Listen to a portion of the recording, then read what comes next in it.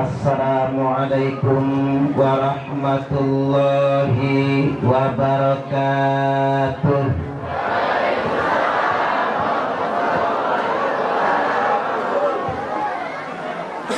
A'udzu billahi minasy syaithanir rajim. Bismillahirrahmanirrahim. Alhamdulillahilladzi asra bi Muhammadin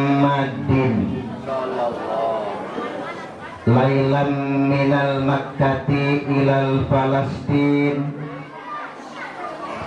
thumma urija bihi ila samai fi makanin ulwin. Asyhadu an la ilaha illallahul malikul haqqul mubin wa asyhadu anna muhammadar rasulullah as-sadiqul wa'dil amin. Allahumma salli wa sallim ala sayyidina Muhammadin wa ala alihi wa ashabihi wa man tabi'ahum bi ihsanin ila yaumiddin, amma ba'du. Yang saya hormati saya bilang kan jangan main yang Pratin Pekon Tanjung Raya atau yang mewakili dari aparat pemerintahan Pekon, baik kepala dusun, ketua RT dan segenap sesepuh. Yang saya hormati pengasuh dan pimpinan TPA Al-Mustaqim, yakni Kakang Kiai Karto Ahmad Nawawi. Kartonya Kato, Ahmad Nawawinya yang keren, beserta jajaran pengajar TPA. Yang saya hormati Kakang Kiai Abi Hasbi Ramdhani, kumisnya sama ya, tebal-tebal tipis, kumis idola para janda. Ada janda nggak Bu? Banyak, loh keren. Yang saya hormati para kiai, para asatid, tokoh adat, tokoh masyarakat, sesepuh dan pinisepuh Pekon Tanjung Raya, yang tidak dapat saya sebutkan satu persatunya. Yang saya hormati segenap panitia yang kreatif sekali. Ini korden siapa yang dipinjam ini? Ini kreatif, pakai korden ya, bagus juga. Yang saya heran ini batunya kok lembek ya Bu ya? Oh terpas ya, kirain batu beneran. Ini kreatif, bagus, kreasi anak-anak kita. Selanjutnya yang saya hormati bapak-bapak dan ibu-ibu jamaah pengajian Isra wal Mi'raj TPA Al-Mustaqim. Apa kabar Bapak Ibu, sehat? Sudah sarapan belum? Sudah. Nunggu dari tadi sampai ke puncak acara. Sekarang kita mendengarkan ceramah. Saya doakan bagi Bapak Ibu yang mendengarkan ceramah dengan seksama masuk surga semua. Panjang umurnya, sehat badannya, lunas hutangnya, muka-muka kreditan, tambah rezekinya, tambah istrinya. Ada yang amin nggak ya? Kang Karto amin nggak tadi? Kenceng amin ya. Bukan maaf punya ya. Maksud saya tambah solehah istrinya. Allahumma amin. Perkenalkan singkat Bapak Ibu, karena waktu kita tidak lama, hanya sampai zuhur saja. Ini Pak Pratin ya Pak. Betul. Pak Pratin. Oh Pak Pratinnya lebih keren ya. Ini kumis idola para janda bener ini. Silakan Pak Pratin. Kan. Dana desa udah cair belum? Belum ya. Ya mudah-mudahan dana desa cepat cair. Allahumma amin. Dan Pak Pratin memimpinnya sukses. Udah berapa periode ini? Baru 1 periode. Mudah-mudahan sampai 3 periode lah. Amin. Oh nggak mau nyalak katanya. Baik Bapak Ibu rahimakumullah. Perkenalkan singkat, nama saya Suparman Abdul Karim. Nama saya Suparman karena lahirnya bulan Sapar. Makanya Suparman. Kalau lahir bulan Suro, nama saya Suratman. Nek lahir Dinopon, asmane Poniman. Nek Paik, Paiman. Nek Legi, Legiman. Sebenarnya bapak saya itu komering, Pak. Ibu saya itu organ. Lo kok bisa namanya Suparman? Ya bulan Sapar itu. Waktu bulan Sapar lahir mau dikasih nama Saparudin, tapi nggak jadi. Karena Saparudin di kampung saya ketangkep maling ayam. Maka nggak jadi namanya Saparudin, dikasih nama Suparman. Saya tinggal di Jalan Durian 1, Kelurahan Waidadi Baru, Sukarami, Bandar Lampung. Cuma ibu saya di Tanjung Raja, Bukit Kemuning. Dan saya kesini nginep dulu di sana, biar agak dekat kesininya. Saya datang sama istri saya baru 1. Enggak boleh nambah lagi enggak? Baca nambah lagi. Kata dia langkahi di rumah ya. Anak baru 1. Jadi mudah-mudahan cepat nambah anak lagi. Jangan nama istri Bu, nanti pulang saya dicumpitin terus loh sama dia.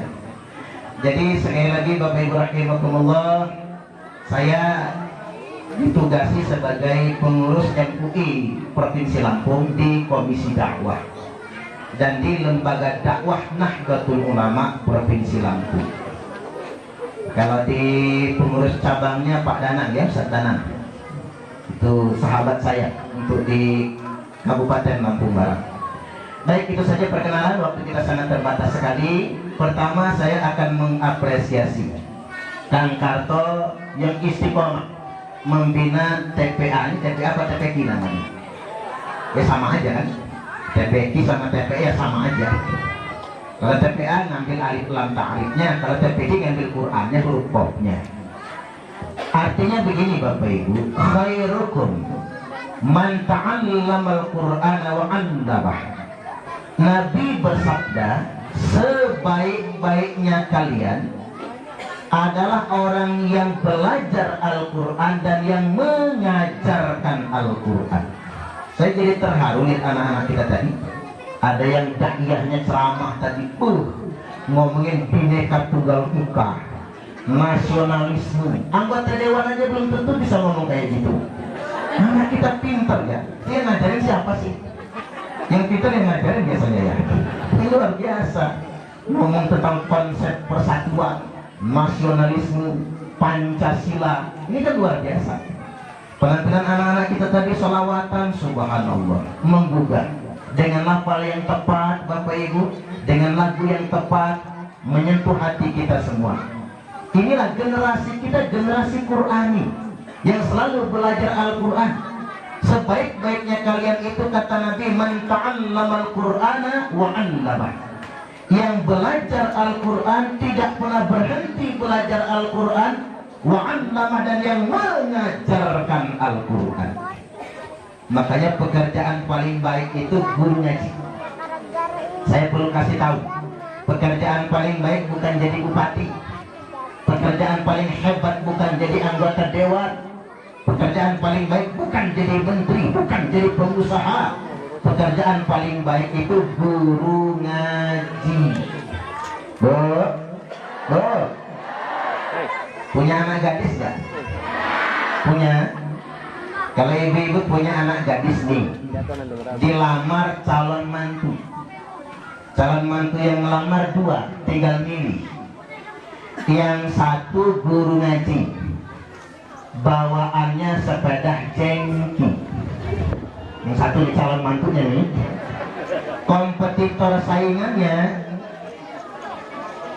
nggak pernah sholat, orang kaya, bawaannya Pajero Sport. Saya pengen tanya, yang diterima jadi mantu yang bawa jengki apa Pajero?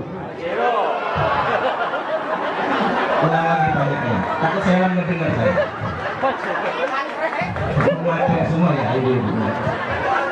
Yang diterima calon mantu yang jengki apa Pajero? Pajero. Luar biasa, matre. Padahal yang Pajero nggak sholat. Ya nggak apa-apa lah Pak Ustadz, nggak sholat juga kan, sholat bisa sambil jalan. Sholat apa ya Pak sambil jalan ibu ya? Ya rusak sholatnya. Artinya Bapak Ibu, guru ngaji pekerjaan paling mulia. Walaupun memang saya prihatin zaman sekarang. Di Hari Guru Nasional kemarin keluar slogan begini. Apa slogannya? Guru dibayar murah tapi dituntut memperbaiki moral bangsa.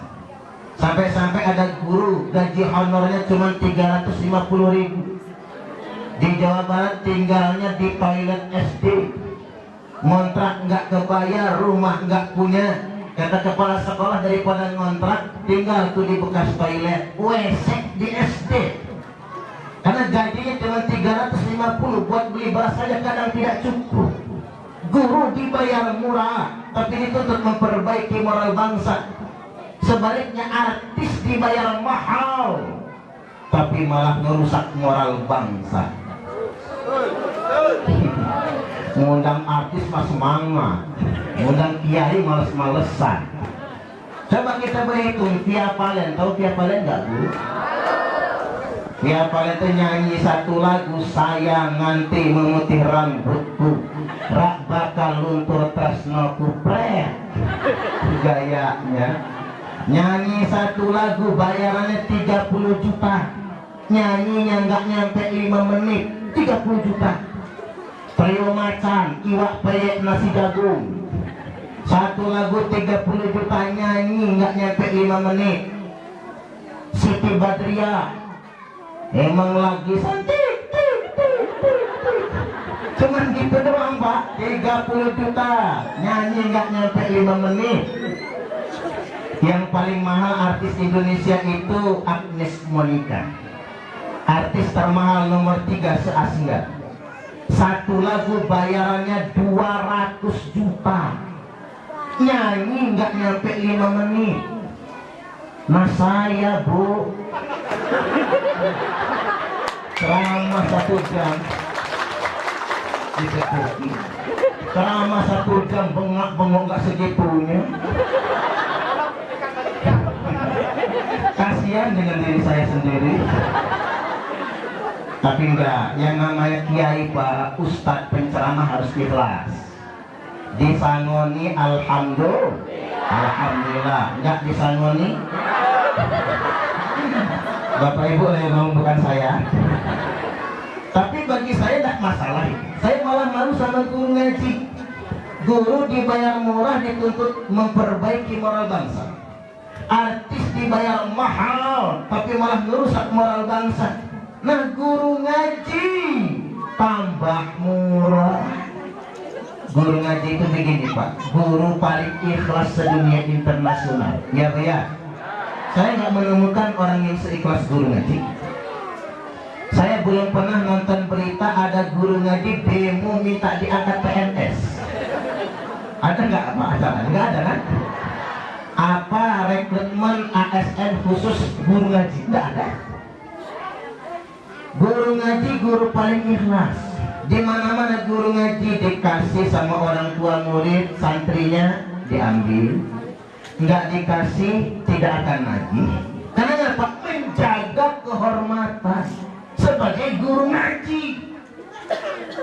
Kadang-kadang SPP TPA itu nggak mahal lah, baru naik sekarang 20.000 sebulan.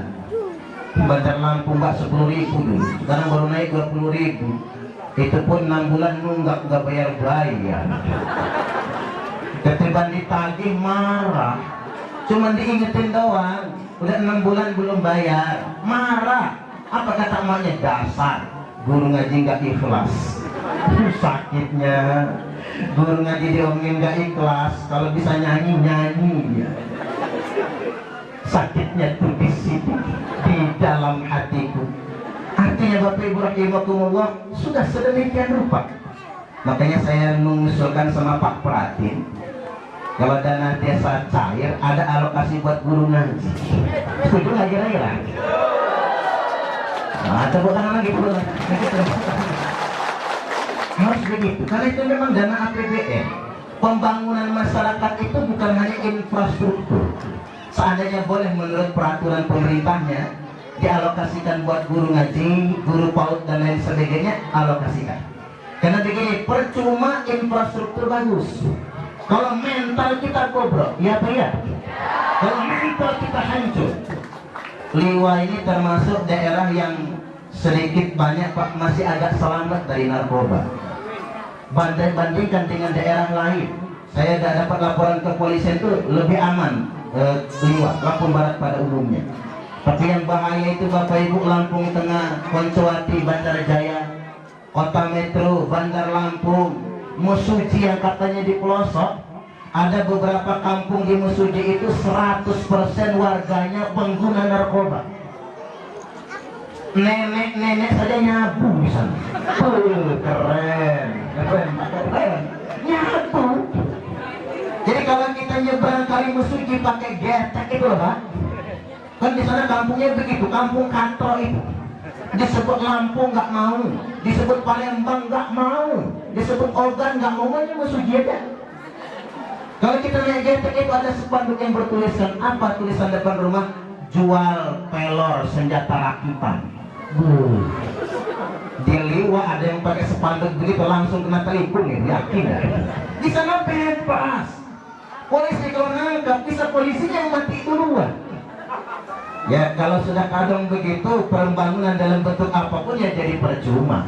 Maka pembangunan yang benar itu bukan cuma infrastruktur, tapi juga pembangunan mental spiritual, punya generasi Qurani, punya generasi anak-anak yang dekat dengan Al-Quran. Allahumma amin, amin ya rabbal alamin.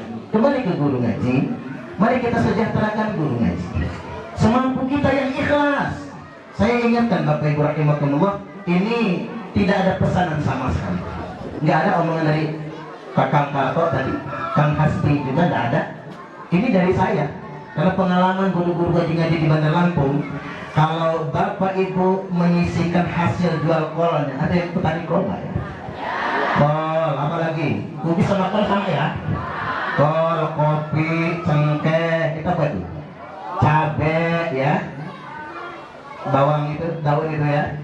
Kalau Bapak Ibu sisihkan berapapun untuk ngaji anaknya, insya Allah ilmu agamanya berkah. Anaknya jadi anak yang solih dan solihah. Allahumma amin. Yuk kita berhitung saja, bapak-bapak yang ngudut. Ngudut boleh ya Pak? Kalau kata Muhammadiyah, rokok itu haram. Makanya bapak-bapak jangan ikut Muhammadiyah. Haram rokok itu, gak enak ya. Al-hisab ya. Kalau kata NU, rokok itu makruh. Kalau kata tetangga saya, rokok itu sunnah, susah nahan. Tapi kalau kata anak pondok, kalau ngaji kayak gini nih, nggak ngudut ngantuk malahan, isi ceramahnya nggak masuk, tapi gara-gara ngudut malah matanya melek, isi ceramahnya masuk semua, maka ngudut hukumnya wajib. Oke, silakan Pak, yang ngudut silakan. Yang bawa rokok ya Pak, yang nggak bawa rokok minta sama temannya. Kalau nggak malu, kalau malu tamarin sampai pulang. Baik Bapak Ibu rahimakumullah, ngudut saja dihitung murah lah, sehari 10.000 buat ngudut. Kita kalikan sebulan 300.000. Nah kalau buat ngudut saja 300.000, maka kita sisihkan buat guru ngaji juga 300.000.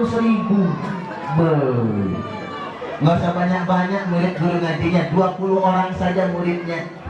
300 kali 20, 6 juta.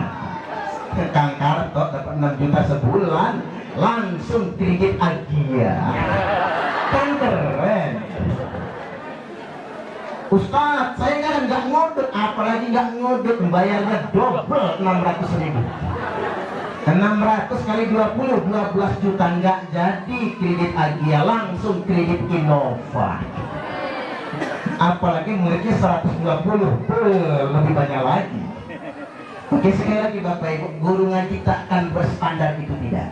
Tapi yang jelas kalau Bapak Ibu ikhlas nyuruh anaknya ngaji, ikhlas buat infak listrik, infak air dan lain sebagainya, buat guru ngaji, yakinlah pengorbanan itu tidaklah sia-sia, bernilai di sisi Allah. Pengorbanan kita akan menjadi asbab anak kita menjadi anak yang bertakwa. Allahumma amin, amin ya rabbal alamin. Ke Isra wal Mi'raj sekarang. Terkait dengan Isra wal Mi'raj, Nabi bersabda, karena anak kita tadi pakai kitab-kitab, saya mau pakai juga Sahih Al-Bukhari nomor hadis 555, Tripanca, sesuai dengan merek air minum kita, dan tercantum dalam kitab Sahih Muslim nomor hadis 234, Ji Samsung. Pak perhatian bapaknya apa ya? Belum. Saya tak minum dulu sebentar.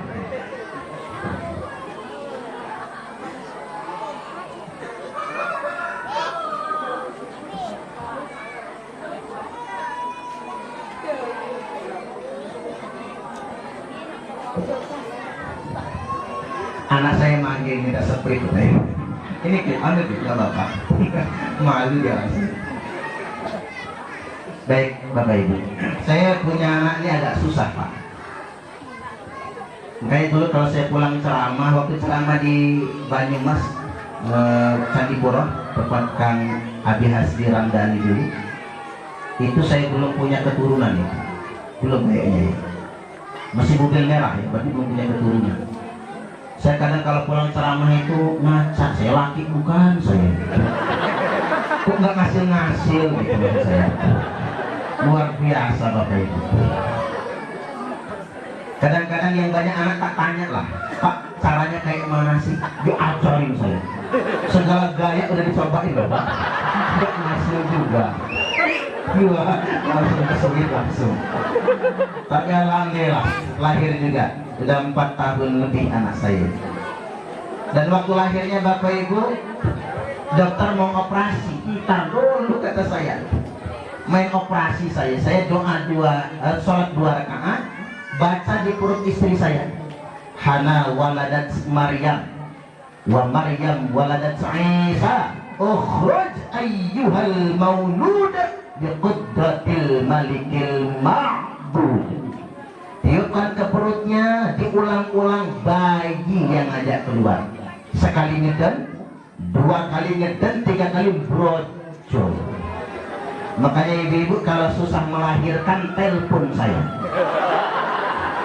Bukan saya yang datang, bukan. Nanti tak kasih tahu bacaannya. Pak ijazahkan. Ngapain operasi Pak, bikin studi dokter aja. Sekarang kan apa-apa operasi, apa-apa sesar. Jangan ya. Bagus itu lahir normal agar tahu bagaimana perjuangan yang sesungguhnya.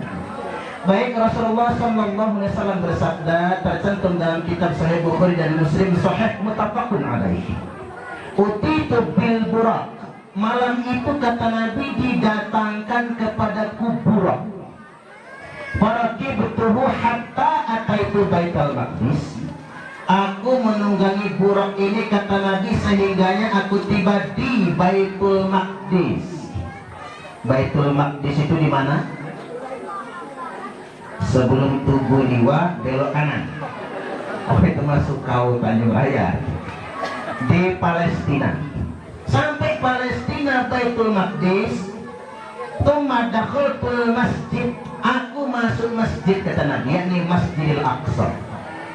Tsumma dakhaltul masjidah fa shallaitu fihi rak'atain. Aku masuk masjid salat 2 rakaat. Selesai salat 2 rakaat, tsumma kharajtu, kemudian aku keluar. Faja'ani Jibril, mendatangi aku malaikat Jibril bi ina'in min laban, dengan segelas susu di tangan kanan, wa ina'in min khamrin, dan segelas khamar di tangan kiri. Susu sama khamar ditawarkan sama Nabi. Tahu khamar, Bu? Tua. Bahasa Jermannya susu genderuwo. Tua. Di tangan kanan susu, di tangan kiri khamar. Nabi suruh pilih. Waktu itu khamar belum haram, makanya Nabi agak bingung pilih yang mana. Walaupun kalau zaman sekarang enaklah pilihnya. Kalau tangan kanan susu, tangan kiri khamar, pilih susu karena khamarnya haram. Ya kayak nyanyian zaman dulu lah. Alamatnya kan pasti. Madu di tangan kananmu, racun di tangan kirimu. Lagu siapa sih itu? Gombloh ya Pak. Madu di tangan kananmu, racun di tangan kirimu. Pilih yang tangan kanan, madu. Pilih yang tangan kiri, racun. Bu, kalau ibu suruh milih di madu apa di racun? Saya ulang, di tangan kanan madu, yang di tangan kiri racun. Kalau ibu suruh milih di madu apa di racun? Ada yang jawab di racun, Mbak. Ada yang jawab di madu. Itu salah nanyanya ya Bu ya. Nggak pilih dua-duanya. Tapi enak pilihnya. Pilih tangan kanan madu, tangan kiri racun. Pilih tangan kanan susu, tangan kiri khamar.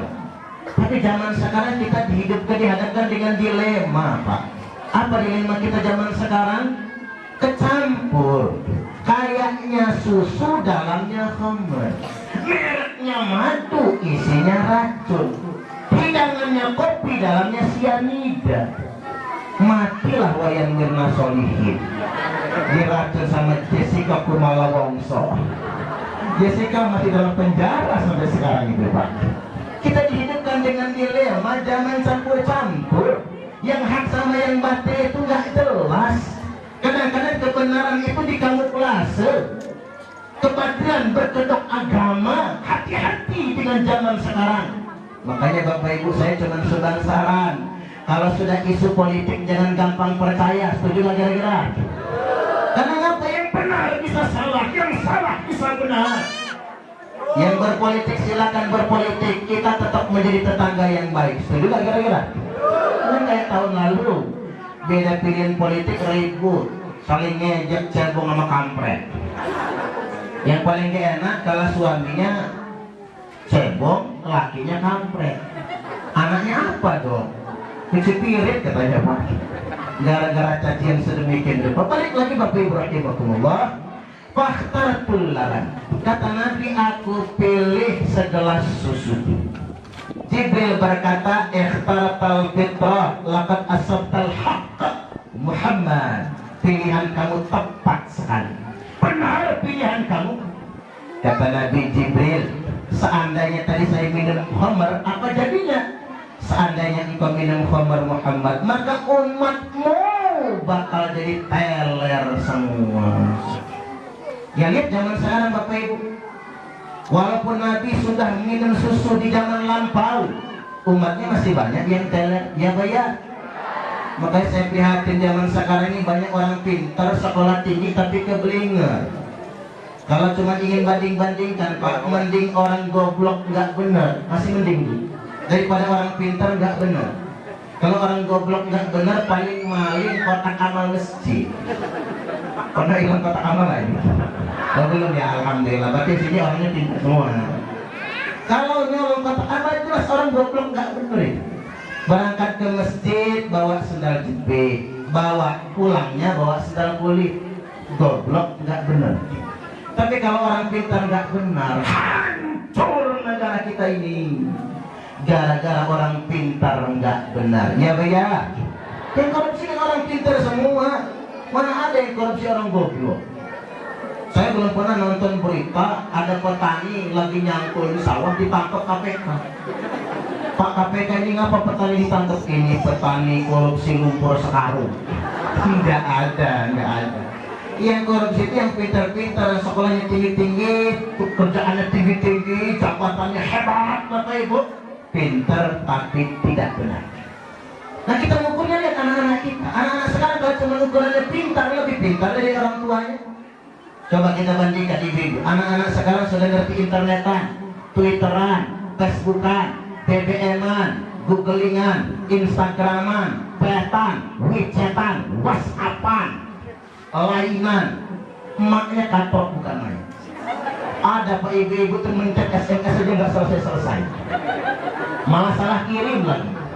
Dikirim ke laki orang. Bini yang baca ngamuk, dia nggak perlu SMS sama laki gua. Bahkan ini ada anekdot Bapak Ibu. Saya mendengar anekdotnya itu dari Gus Ipul, Wakil Gubernur Jawa Timur periode yang lalu. Kata Gus Ipul, kejadian di Situbondo. Kejadiannya begini, guru SMA praktek, disiapkan satu gelas isinya air tawar, satu gelas isinya alkohol, disiapkan segenggam cacing. Bahasa sininya cacing apa ya? Oh cacing semua berarti. Disiapkan segenggam cacing semangkok. Yang masih hidup murid-muridnya acung ngangkat tangan. Bu guru, prakteknya nggak usah dilanjutkan. Lo ngapa anak-anak kata bu guru kalian jijik sama cacing? Bukan jijik sama cacing bu guru. Kami murid-murid sudah ngerti semua. Ngapain lagi dipraktekin dong kami sudah ngerti? Tambah kaget bu guru. Hebat murid zaman sekarang, belum dipraktekin sudah ngerti duluan. Oke, kata bu guru, coba ibu lihat kalian yang praktekkan. Maka sama murid-murid dipraktekkan. Sekumpulan cacing diparok, separuh masukin gelas yang isinya air tawar, separuh dimasukin gelas yang isinya alkohol. Didiamkan setengah jam, udah lewat setengah jam, kata murid-murid lihat bu guru, cacing yang masuk air tawar masih hidup semua, cacing yang masuk alkohol mati semua. Maka bu guru kata mereka, kalau kita ingin bebas dari cacingan, banyak-banyaklah minum alkohol. Astagfirullahaladzim. Iya juga ya Pak. Kok dipikir-pikir dia agak masuk akal ya. Cacing masuk di air tawar hidup, cacing masuk alkohol mati. Pantesan anak muda sekarang demen mabok. Ngapa kang mabok biar nggak cacingan kata dia. Ternyata udah lagi mabok, cacingnya nggak mati-mati. Akhirnya virus dioplos. Begitu diminum bukan cuma cacing yang mati, orangnya mampus juga akhirnya. Ini zaman kita, banyak orang pintar tapi keblinger, pintarnya malah minterin. Ini Indonesia, antara perkataan dengan perbuatan tidak sejalan. Makanya saya jadi ingat perkataan Gus Dur. Tahu Gus Dur? Gus Dur itu presiden keberapa? Keberapa? 4 pinter.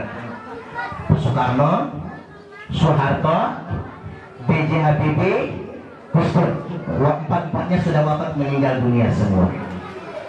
Gus Dur berkata bangsa di dunia ini ada 4 golongan.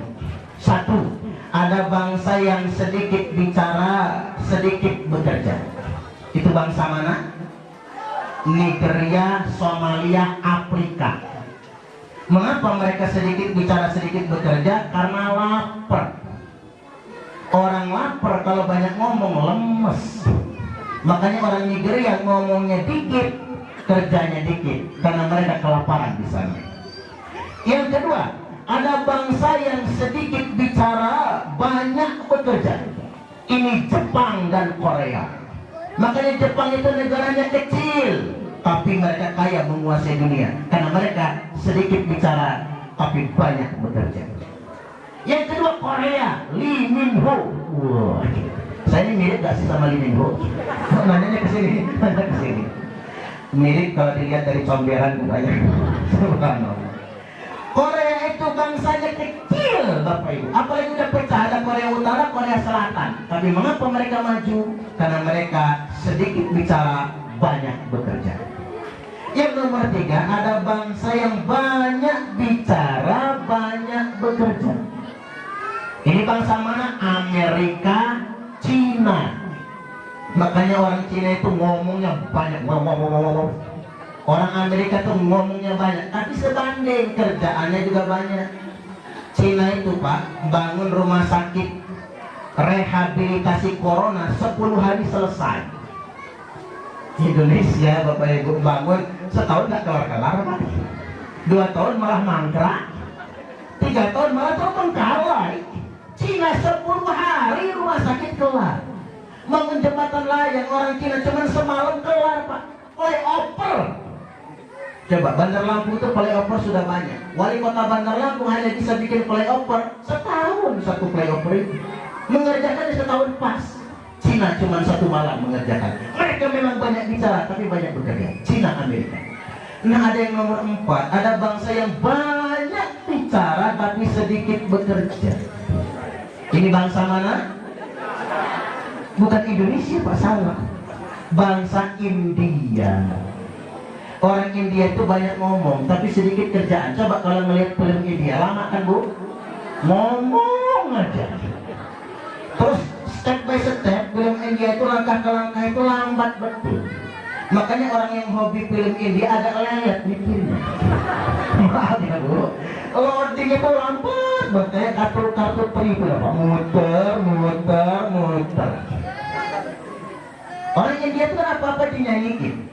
Senang nyanyi, susah nyanyi, nikah nyanyi, cerai nyanyi, makan nyanyi, nyisir nyanyi, tumpah iwae, rumah iwae, bojone dhewe, dan seterusnya. Memang istri tetangga. Nah Gus tuh ditanya, Gus, Indonesia masuk yang nomor berapa? 1 enggak, 2 enggak, 3 enggak, 4 enggak. Kata Gus Dur, orang Indonesia masuk yang nomor 5. Apa Gus?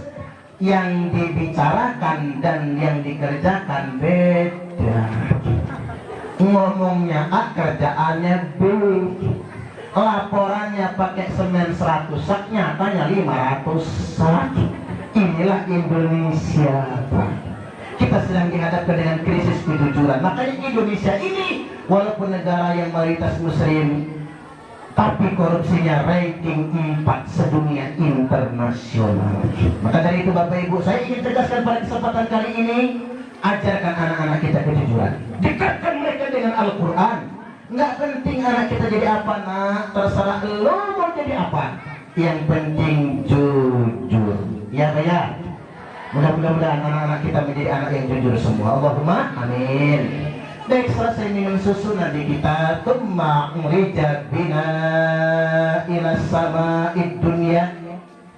Nabi naik ke langit yang pertama, langit dunia. Fastaftaha Jibril minta dibukakan pintu. Fabutiha lana fa idza Nabi Adam alaihi salam. Dibukakan pintu langit yang pertama, kata Nabi. Saat itu saya berjumpa dengan Nabi Adam alaihi salam. Di sebelah kanan Nabi Adam banyak bayangan-bayangan putih. Sebelah kirinya banyak bayangan hitam. Nabi tanya, "Man haula ya Jibril?" Siapa mereka itu ya Jibril? Kata Jibril, Muhammad.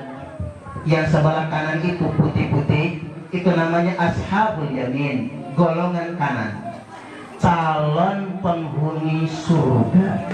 Semoga kita termasuk di antaranya. Allahumma amin. Yang sebelah kiri Jibril itu siapa? Yang hitam-hitam, kata Jibril, Ashabus Shimal, golongan kiri, calon penghuni neraka. Tapi emang sih Pak, kebanyakan perempuan di sini. Maaf ya Bu. Loh, mengapa perempuan? Ada berapa sebab mengapa perempuan banyak masuk neraka? Pertama, karena nggak taat suami. Bu, mau masuk surga nggak? Tak ajarin ya Bu. Kalau ibu-ibu mau masuk surga, taat suami. Tapi kalau pengen masuk neraka, ngelawanlah sama suami. Suami lagi tidur bu, sepak palanya. Gratis masuk nerakanya bu. Enggak usah bayar masuk neraka. Ngelawan. Walaupun ibu-ibu ini pak, kerudungnya sampai di tanah. Oh, nggak perlu beli saku, dah aku pakai kerudung. Saking panjangnya. Soal 5 waktu rajin, nggak pernah bolong. Kecuali datang bulan, tahajud tiap malam, khatam Quran seminggu sekali, naik haji 10 tahun sekali, umroh seminggu 5 kali. Iya rumahnya di Mekah soalnya pak. Umroh seminggu 5 kali. Tapi penyakitnya cuma satu, ngelawan suami. Gratis masuk neraka. Gampang dimasukkan ke nerakanya Allah. Satu. Yang kedua, sebab mengapa perempuan banyak masuk neraka? Karena tidak qanaah, tidak nerimo kepada suami. Bu, mau masuk surga? Tak ajarin lagi. Kalau dikasih suami, bu, uang belanja 30 juta sebulan nerimo. Ya iyalah kalau segitu mah. Dikasih 20 juta nerimo, 10 juta nerimo, 5 juta nerimo, 500.000 nerimo lah langsung. Cuman 1.000 itu diwayang berapa? Jangan pak, segitu mah nggak cukup. Makanya paling enak debini jemugan jemu semende. Paling lama. Kalau jemugan jemu semende pak, dikasih suami uang belanja 5 juta, aduh. Dikasih 2 juta, 1 juta, 500.000, 5.000,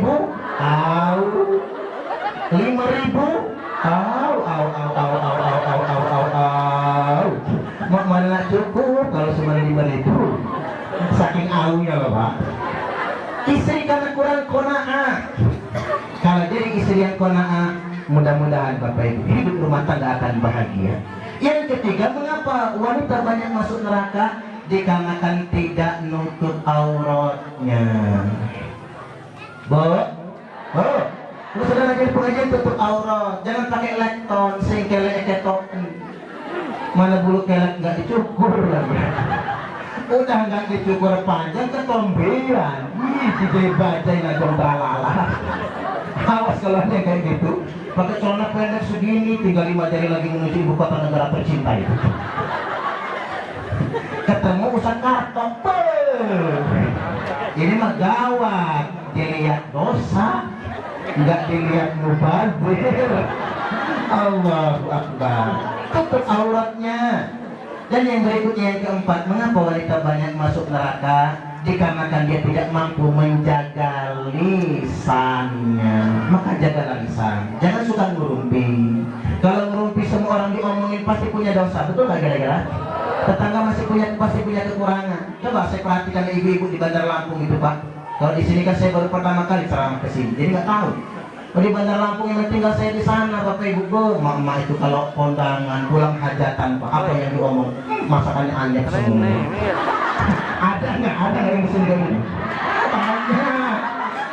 Coba pikir pakai otak yang jernih. Namanya masakin orang banyak, nggak mungkin kayak di restoran, betul nggak kira-kira? Ya tekor lah panitia pak, kalau bumbunya kayak bumbu padang semua. Ya mesti dikurangi lah hanya. Kadang-kadang sadis pak, masak sotonya cuma kuah doang. Boleh nah. Yang paling banyak diomong itu empek-empek kalau di Bandar Lampung. Kalau kondangan ya sih empek-empeknya enak, sukanya mantap, tapi setengah jam habis. Dasar yang hajatan pelit. Padahal yang hajatan perhatiin loh. Misalnya. Karena dana desa belum cair misalnya. Akhirnya yang ngedengar pak kuping begitu kan panas tuh. Begitu hajatan berikutnya dari pelajaran. Berarti kalau bikin PMP jangan tanggung. Karena apa? Bukan kurang bikinnya. Ibu-ibu ngambil kebanyakan serakah. Yang lain gak kebagian. Bikin yang banyak. Arungan, cukanya aja emberan. Apa persen dari omongan? Tetap ada omongan. Walau kondangan apa kata mama? Ya sih PMP-nya banyak, cukanya aja emberan. Dari pagi sampai malam gak habis-habis, tapi gak ada rasa. Cuman aci doang, bau bawang putih, mana cukanya kecap campur air itu. Luar biasa, lebih sadis omongannya. Akhirnya yang hajatan berikutnya mikir, pesan pempek yang bermerah, yang mahal nggak apa-apa, 3.000 satu butir, nggak apa-apa lah, agak tekor hajatannya. Ngarap ada yang nyumbang nggak kurang kan gitu. Begitu sudah dibikin yang enak, pesan yang mantap Bapak Ibu. Dari apa kata emak-emak?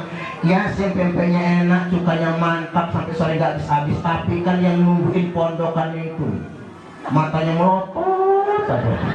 Kayak nggak ikhlas kalau diambil. Coba apa yang nggak bisa diomong zaman sekarang? Kadang-kadang nggak makanan yang diomong pengantin.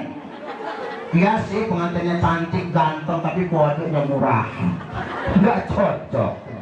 Kalau kode sudah bagus, lain lagi omongan. Ya pengantinnya ganteng, tapi istrinya merongos kayak Sugih. Kita pengantinnya picek tuh matanya kali. Masya Allah. Yang paling kasihan kalau pengantinnya jelek semua loh. Apa kata emak-emak? Kasihan anaknya mau jadi apa? Nih mulutnya. Apa sih nggak bisa diomong? Pak pengantin manusia biasa, dalam menjalankan tugas pasti ada kekurangan, betul? Tapi ingat, orang kalau membicarakan aib orang lain, manusia memang pasti punya kekurangan. Wanita dan laki-laki yang suka membicarakan aib orang lain, maka tidak akan selamat dunianya dan tidak akan selamat di akhiratnya nanti. Mudah-mudahan kita semua masuk surga. Allahumma amin. Baik, naik ke langit yang kedua, ketiga, keempat, kelima, keenam, dan ketujuh. Selamanya tak persingkat. Kalau pengen minta dibahas yang undang lagi lah. Biar saya bahas lebih detail lagi. Sampai langit ketujuh, Nabi kita masuk pintu gerbang Baitul Makmur. Nabi Ibrahim kan nyender di pintu gerbang itu. Masuk Baitul Makmur, Nabi kita dibawa ke Sidratul Muntaha. Tsumma dzahaba bi ila Sidratil Muntaha. Sampai Sidratul Muntaha, Nabi diangkat naik ke atas di hadapan Mustawa. Jadi Sidratul Muntaha itu kampung malaikat Pak. Jibril stop di situ. Jibril nggak bisa ngantar lagi ngadep Allah. Kata Nabi Jibril, saya nggak berani kalau sendirian. Kata Jibril, innaka akrama 'alallahi minni. Engkau lebih dimuliakan Allah daripada saya. Kamu boleh naik ke atas, saya nggak boleh Muhammad. Tuh kan Pak, Nabi kita tuh lebih mulia dari semua Nabi. Nabi kita tuh lebih mulia dari semua malaikat, termasuk malaikat Jibril. Tidak boleh ada yang naik ke sana kecuali hanya beliau sendiri. Naiklah ke atas Bapak Ibu. Nabi duduk bersimpuh begini, duduk bersimpuh, duduk tasawuf akhir Bapak Ibu. Tawaruk ya, pantat langsung ke lantai. Niat kita di mazhab Syafi'i harus duduk tawaruk di akhir itu. Nabi duduk bersimpuh, duduk tawaruk, duduk tasawuf akhir, lalu membaca At-tahiyatul mubarakatus salawatu tayyibatu lillah. Assalamu alayka ayyuhan nabiyyu wa rahmatullahi wa barakatuh. Allah menjawab, assalamu alayna wa ala ibadillahi sholihin. Dapat? Allah menjawab, assalamu alayka ayyuhan nabiyyu wa rahmatullahi wa barakatuh. Nabi menjawab, assalamu alayna wa ala ibadillahi sholihin. Tahu lagi ya. At-tahiyatul mubarakatuh salawatu tayyibatu lillah. Itu ucapan Nabi. Lalu Allah menjawab, assalamu alayka ayyuhan nabiyyu wa rahmatullahi wa barakatuh. Nabi menjawab lagi, assalamu alayna wa ala ibadillahi sholihin. Nabi mengucapkan syahadahnya, asyhadu an la ilaha illallah wa anni rasulullah. Kalau kita wa asyhadu anna Muhammadar Rasulullah. Lalu singkat cerita, setelah ngobrol-ngobrol dengan Allah, fa'auhallahu ta'ala alayya khamsina salatan. Allah wahyukan kepada saya, kata Nabi, 50 sholat. Nah ini yang sering kita dengar dalam ceramah-ceramah. 50 sholat ini ditawar-tawar, tinggallah 5 waktu sholat. Innahunna khamsa sholawatin. Sesungguhnya Muhammad, dari yang 50 tadi kata Allah, tinggal 5 waktu sholat. Likulli sholatin asrun. Satu sholat nilainya 10. Fadzalika khamsuna sholatan. Maka jumlahnya sama dengan 50 sholat. Wa'ahidtu anni ahdan. Dan aku buat perjanjian kata Allah. Man hafadha alaihinna liwaqtihinna. Barang siapa yang menjaga 5 waktu sholatnya pada waktu-waktunya, adkhaltuhul jannah, ku masukkan dia ke dalam surga. Wa man lam yuhabbib, tapi sebaliknya barang siapa yang tidak menjaga alaihinna liwaqtihina, 5 waktu salatnya pada waktu-waktunya, fala ahda lahu indi, tidak ada janji di sisiku. Salat zuhur mepet asar, asarnya nunggu maghrib, maghribnya mentok isya, isyanya ketiduran, subuhnya kesiangan. Ketiban salat subuh niatnya begini, usolli fardhas subhi raka'ataini mustaqbilal qiblati qodaan lillahi ta'ala. Lo kodoan Pak jam 8 salat subuhnya. Istrinya nyusul, apa kata istrinya? Usolli fardhas subhi raka'ataini mustaqbilal qiblati, kesiangan lillahi ta'ala. Lo kok kesiangan Bu? Jam 9 salat subuhnya. Nanti anaknya niru, apa kata anaknya? Usalli fardhas subhi wal dhuhri wal asri wal maghribi wal isya'i kroyoan oplosan lillahi ta'ala. Hancur sholatnya. Masih mending, orang Jakarta lebih hebring. Apa kata orang Jakarta? Subuh maraton, zuhur ke salon, asar main badminton, maghrib mainin handphone, isya nonton sinetron, mati kena smackdownnya malaikat Israel. Padahal Bapak Ibu, menjaga sholat itu nggak repot. Sholat zuhur wayahnya istirahat, sholat asar selesai kerjaan, sholat maghrib kita sudah pulang ke rumah, sholat isya wayahnya kita mau istirahat, sholat subuh memang waktunya bangun. Tidak pernah bikin repot, ya Pak ya. Dan saya nggak pernah ngelihat orang sholat kecapean. Pernah nggak ngelihat orang sholat ngap-ngapan? Ngapa kayak capek habis sholat? Nggak ada. Tapi kalau orang kerja capek banyak. Orang makan ngap-ngapan ada. Habis bakso 5 mangkok, ya ngap-ngapan lah, tepar nggak bisa bangun lagi. Tapi orang sholat Bapak Ibu, sholat menenangkan, sholat membahagiakan. Sayang sekali waktunya sudah jam 12. Tapi memang enak kayak gini Pak, bikin penasaran. Biar ngundang lagi kan? Iya. Kalau ada sumur di ladang, bolehlah kita menumpang mandi. Kalau ceramahnya masih kurang, silakan ngundang lagi. Cocok itu. Baik, demikian, mudah-mudahan ini semua bermanfaat Bapak Ibu. Terakhir buat Kakang Kiai Karto Ahmad Nawawi dan Kakang Kiai Abi Hasbi Ramdhani dan para kiai di sini, para guru-guru ngaji istiqomah mengajar. Yakinlah mengajar ngaji itu berkah sampai anak keturunan kita, 70-an. Ibu saya ngajar ngaji sampai sekarang Pak, di kampung di Tanjung Raja Bukit Tumuni, sampai sekarang keberkahannya ke anak. Padahal saya nakal masih kecil itu. Mungkin kalau ibu saya bukan guru ngaji, bablas nakalnya. Cuman karena ibu saya guru ngaji, nggak bablas nakalnya.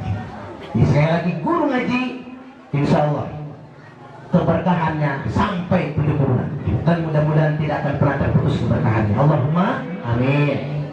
Dan buat Bapak Ibu anaknya yang ngaji, istiqomahkan ngaji.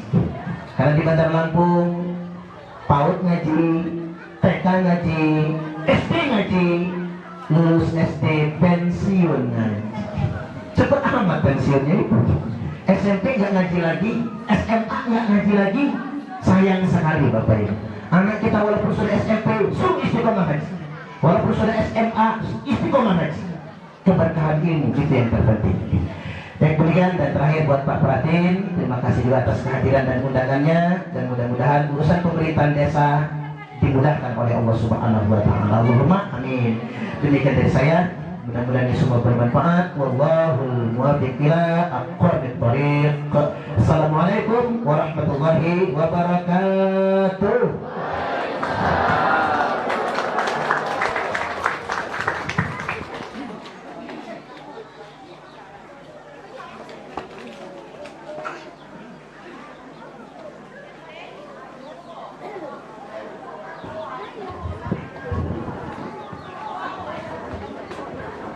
jalali wal ikram. Allahumma salli wa sallim ala sayyidina Muhammadin sayyidil awwalin wal akhirin wa sallim wa radallahu tabaraka wa ta'ala an kulli sahabati Rasulillah ajma'in. A'udzu billahi minasy syaithanir rajim. Bismillahirrahmanirrahim. Alhamdulillahi rabbil alamin. Allahumma salli wa sallim ala sayyidina Muhammadin wa ala alihi wa sahbihi wa barik wa sallim ajma'in. Allahumma inna kunna natawassalu ilaika binabiyyina sayyidina Muhammadin sallallahu alaihi wasallam wa bihadzal majlis wa biman hadara fi hadzal majlis. Allahumma ighfir lana dzunubana. Ya Allah, ampunilah dosa-dosa kami, wali-walidaina, khususnya dosa kedua orang tua kami, dosa ibu ya Allah yang telah melahirkan kami. Dia yang sakit ketika melahirkan, dia yang lelah ketika mengandung, dia ya Allah yang berjuang membesarkan kami, menyusui kami dalam keadaan susah dan lelah. Ayah ya Allah yang beras keringat banting tulang demi istri dan anak-anaknya. Ayah ya Allah yang rela mengorbankan segalanya, bahkan rela mengorbankan nyawanya sekalipun demi menafkahi istri dan anak-anaknya. Sedangkan kami ya Allah belum sempat membalas jasa-jasa mereka. Oleh karena itu hari ini kami kumandangkan, ingin kami menggembirakan mereka, ingin kami membahagiakan mereka, ingin kami membalas jasa-jasa mereka, ingin ya Allah kami menjadi anak yang terbaik bagi kedua orang tua kami.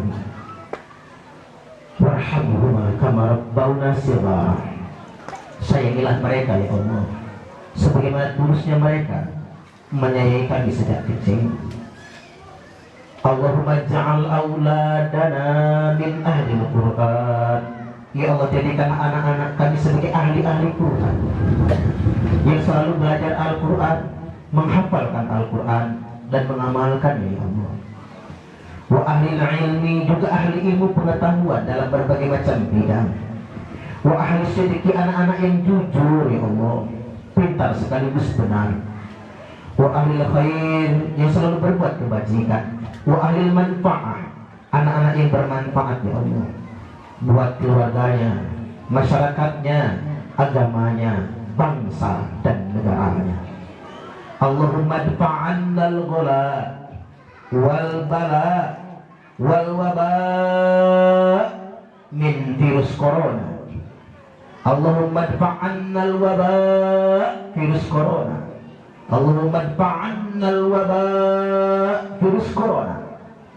Allahumma dfa'annal ghala wal bala wal waba wal fahsya wal munkar wasuyufal mukhtalifata wasyada'ida wal mihad ma dhahara minha wa ma batan min baladina hadha Indonesia khassah wa min qaryatina Pekon Tanjung Raya, Sukau, Lampung Barat, wa min budal muslimina ammah innaka ala kulli syai'in qadir.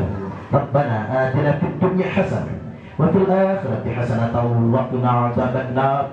Wa sallallahu ala sayyidina Muhammadin wa ala alihi wa sahbihi wa sallam. Walhamdulillahi rabbil alamin.